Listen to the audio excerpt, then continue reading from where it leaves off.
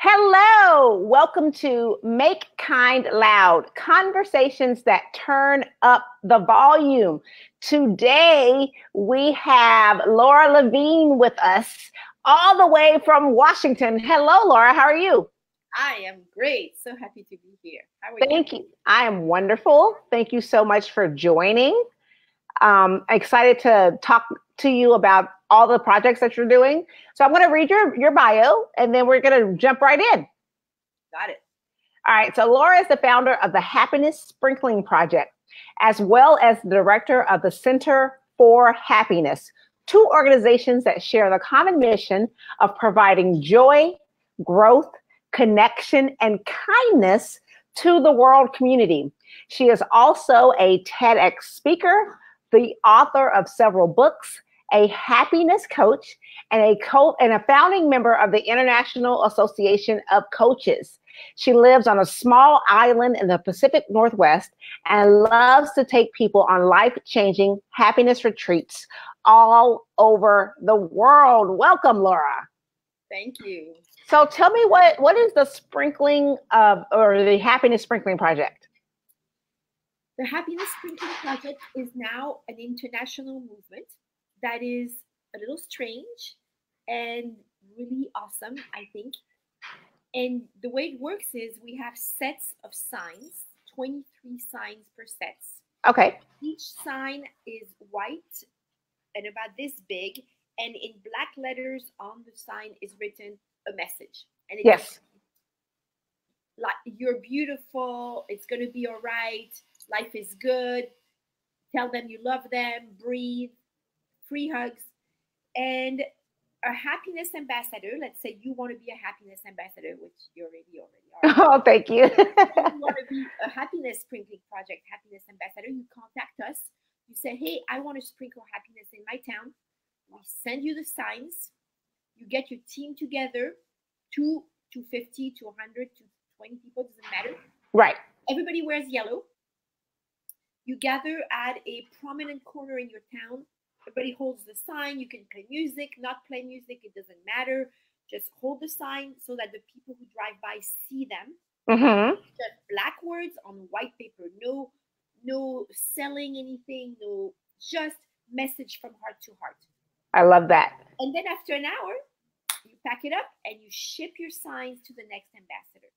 And it just keeps going. And it's been going for almost 7 years now. Is that possible? Wow. 7 years. 7 years, yes. Yeah. And we've been all over the United States, into Canada, Ireland, England, South Africa. A lot of schools are doing it. I love that. That's what it is. That is beautiful. So what are the responses when you're standing on the corner holding those beautiful signs? What are some of the responses? Most of the responses are thumbs up, honking the horn. Yeah. Some people come and want to hold signs.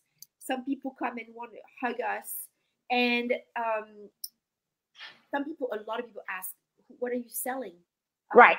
What church are you with? What organization? And then some people, a small amount, don't want to make eye contact. Right. I don't see you. Right. Not going there. But most of the responses are very, very positive, and we've had amazing stories tied to the project. Yeah. So what made you want to start this in the beginning? Like, how did it get started? Total accident. Okay. Anything like that at all. I had opened the Center for Happiness about a year before. And so people were always telling me about happy stuff that was going on. And my friend Hadia put a picture on my Facebook page of people wearing orange jumpsuits. It might have been prison jumpsuits. I don't know. Kind of really disappointed. And people holding signs, cool signs. And she said, hey, we should do that. And it was May 2012. Yes. Wow. Yeah. It was the year of the elections. Okay. And on our little corner, on our little town here, there's a corner that has different opposing political parties. Oh, okay. Holding signs, it's yeah. And right. You know what? Let's do that at the corner. That will totally change the mood. So we had a friend print some signs, very generous friend in town, print some signs. We all showed up wearing yellow. I asked a bunch of friends. They said, sure, we'll do that. I held the signs 1 hour. It was so much fun, so much fun. Then I packed the signs, put them in my garage, and thought, well, that was fun. That was it.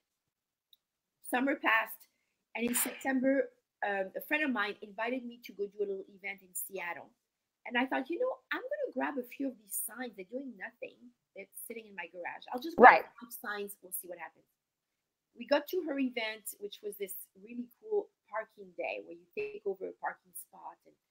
And I decorated our little booth with 5 signs. And as we were ready to go at the end of the day, and I still have pictures of that, I said, you guys want to stand with me on the corner with those signs? I did that in Anacortes a few months ago. It was awesome. Yeah. Sure. So some of us grabbed the sign. Now we're in Seattle, rush hour, right? Totally different demographic. You want to do a test market. And people went wild. Did they? Turning around so they could come back and see us again. And then this one lady came to me. I had a sign that says, everything's going to be all right, which was misspelled. And we still have the original sign misspelled. It's really fun. And she said, can I hold the sign, please? And I said, sure. So I gave her my sign. And I watched, and it was just a lot of honking. And after 10 minutes, I looked at her, and she had tears running down her face. Aww. And she was, I think, holding the sign that she needed for herself. Yes. She was very quietly just broadcasting this sign. Right. So we packed it up, and then I went home, and I thought, there's something wanting to happen here. I don't know what it is, but I know it has to be simple for sure. Right. And so in one morning, the next morning, I just invented it. And my friend Helena in Washington said, I'm going to do it. I'm going to do it by the White House. Send me the signs. So we ordered another set. Off it went to Washington, D.C.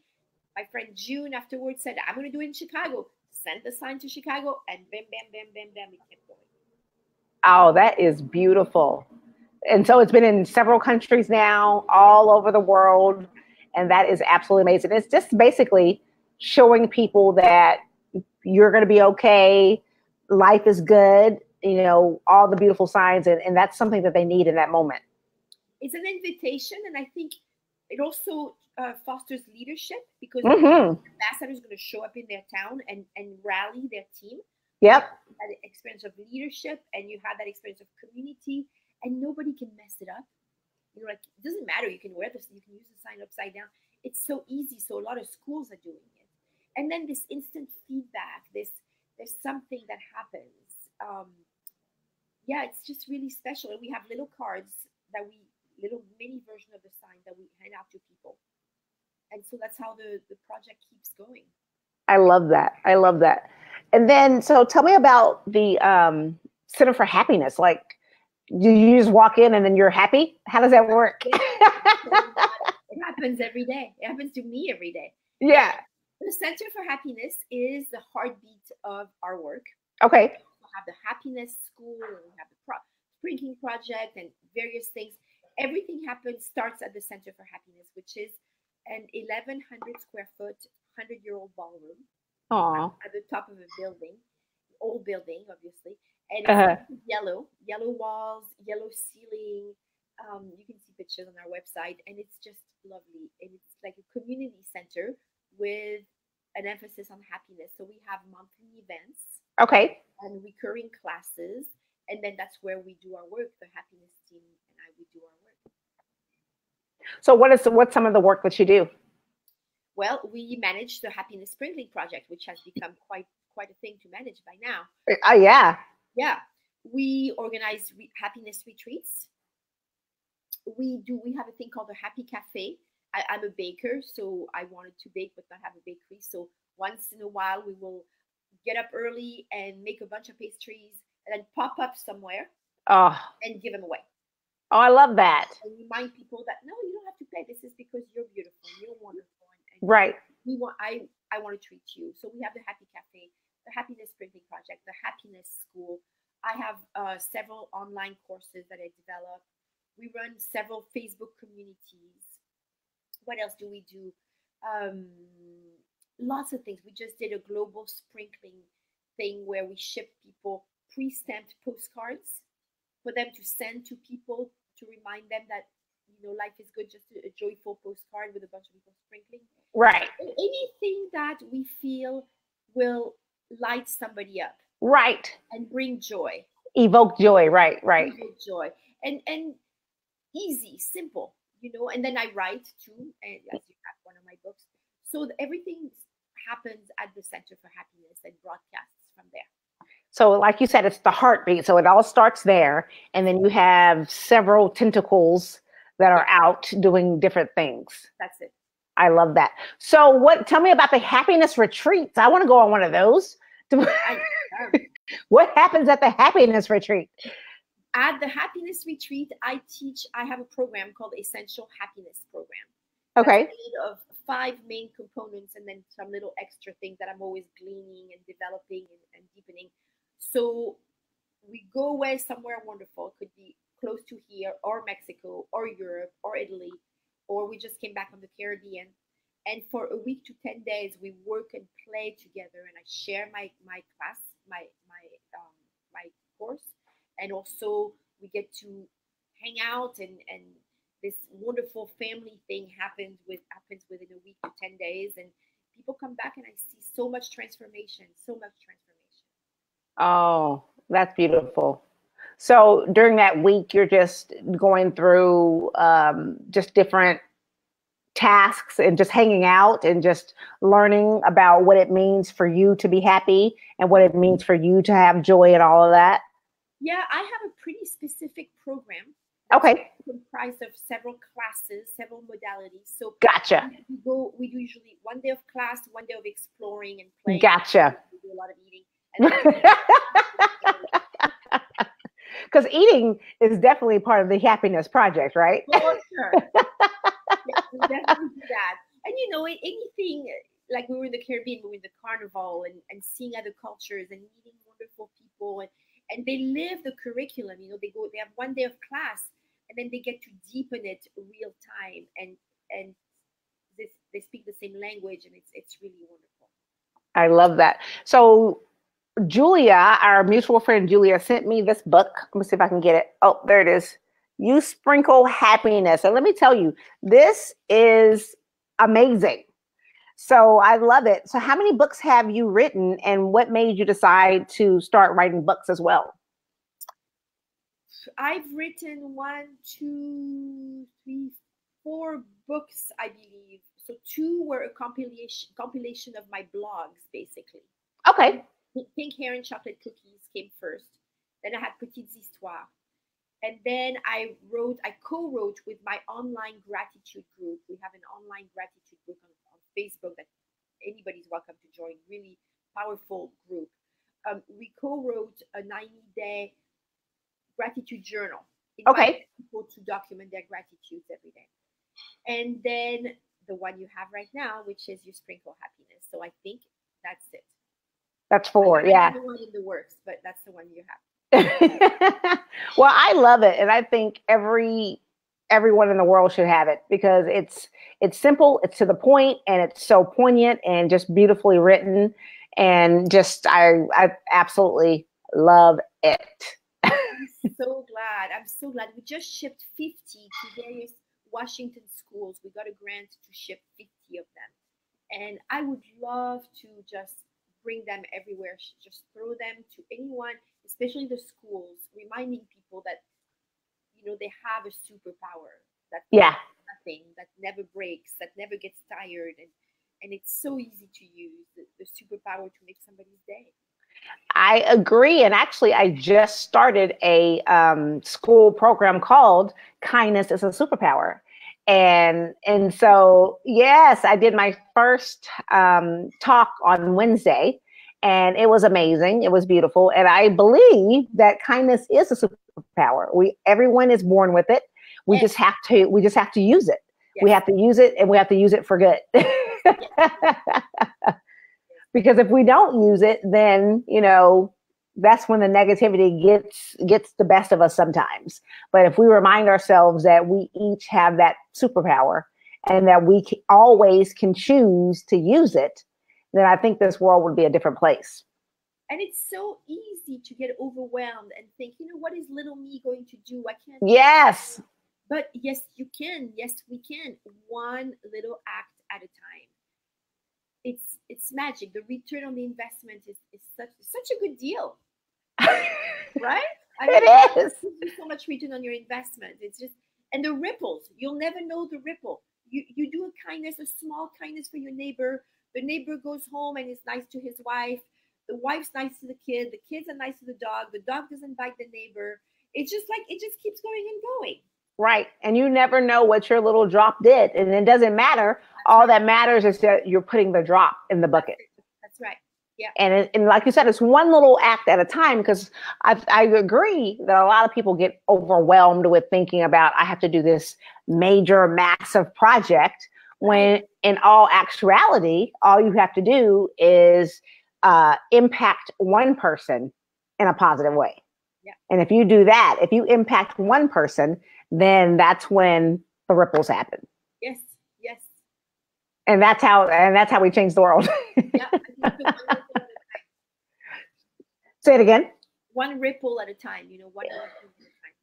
Exactly. Exactly. I love that. You're speaking my language. So tell me, how did you, so 7 years ago, you've been doing this for 7 years. Was there anything that sparked you to start it, or what was the process in getting started in the first place? Well, I've been coaching for several years, and I had this yearning inside of me for connection. It was nice. It was painful, actually. It was very, very painful. My kids were getting older. I don't know. I just had this intense yearning for connection. So I opened the Center for Happiness, not really knowing what the heck was going to happen there. Gotcha. But yeah. It did what it was supposed to do. It created this tribe, this community, both online and in person, and the online crosses over to, you know, offline, and it just created this web of people, like-minded people. Right. And the connection happened, and from there, you know, was born the gratitude yes. project, and then the happiness printing project, and now the happiness school, and everything started from there. Yeah, and it just keeps going and gets bigger because more ideas come around. Yeah, yeah. And I think you hit on something really important, is because I think we all crave connection. Oh, yeah. And in order to achieve that, you have to put yourself out there. And that's what you did by opening up this happiness center, not knowing what it was going to be and turn into, but you just wanted that initial connection. I created a container. I really believe in containers. Yeah, yeah. You know, the retreat's a container. The happiness school is a container. The center is a container. Create the container, give it an essence. Like I work a lot with essences. Give it an essence, and then get out of the way. Yeah. And trust magic to come in and do its job. And it really pretty much always does.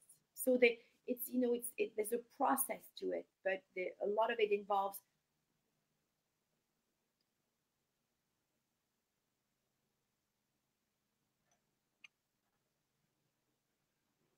Uh-oh.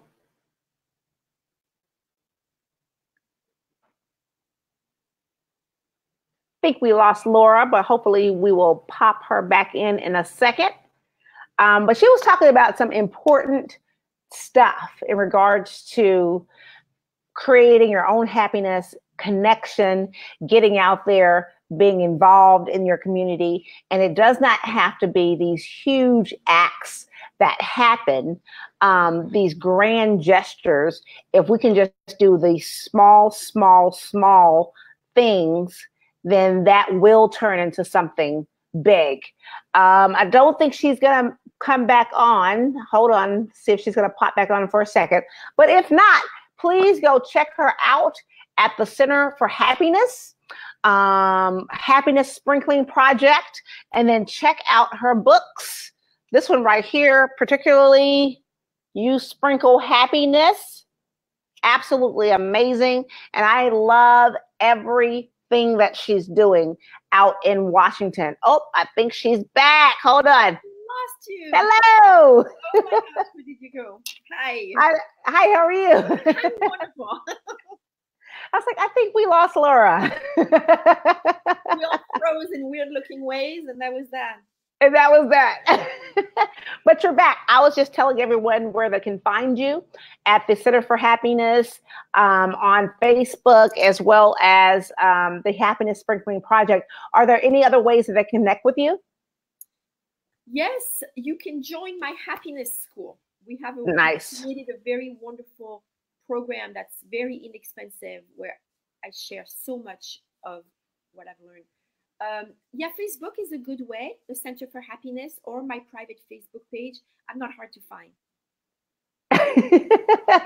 You're not, and I appreciate all that you're doing in the world. You are definitely spreading joy and love and kindness, and we appreciate you because we need more of that. So thank you for being you, and thank you for all that you're doing. Thank you for inviting me. I so appreciate it. You're welcome. I'm glad you said yes. Have a wonderful rest of the day, okay? You too. From my heart to yours, this has been Make Kind Loud, conversations that turn up the volume. Please go follow Laura on all of her channels, and we will be back next week talking to another guest about how we can make this world a better place. So stay tuned, and we'll talk to you guys soon. Thank you so much. Bye-bye.